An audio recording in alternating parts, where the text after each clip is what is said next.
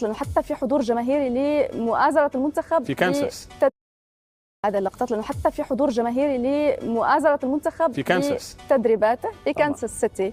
بطبيعة الحال طبعا هي مجموعة يعني بالنسبة للمنتخب الجزائري والمنتخب الأردني صعبة جدا بحضور الأرجنتين ومنتخب النمسا، لكن المنتخب الجزائري خلال هذه النسخة تحديدا منتخب ممكن أن يذهب بعيدا. طبعا.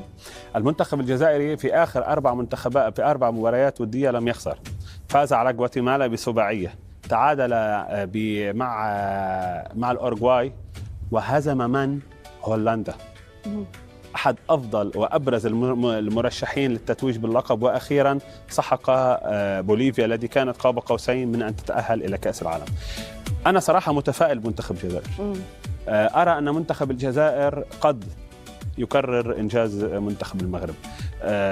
بيتكوفيتش لديه رؤية فنية، يعرف كيف يعني يوظف اللاعبين بشكل جيد. تونس من المنتخبات، عفوا الجزائر من المنتخبات التي من الممكن أن نقول أنها لديها حظوظ أرفع أو أكبر من باقي المنتخبات، لأن الجزائر حتى عندما تواجه منتخبات أوروبية لا تخاف، يعني ليس لديها عقدة أنه أنا أواجه منتخب أوروبي.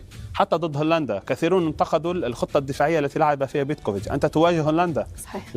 لن تفتح اللعب. فهي كما قلنا الفرق بين أن تلعب بدفاع وبين أن تلعب بمنظومة دفاعية، وهنا الرؤية تختلف لدى الجماهير. يجب أن يعني نقارن بين من يلعب دفاع لمجرد الدفاع ومن يلعب بمنظومة دفاعية لكي يؤدي من هذه المنظومة بواقعية، ويؤدي من هذه المنظومة إلى أن يلعب خلف خطوط المدافعين، يلعب هجمات مرتدة.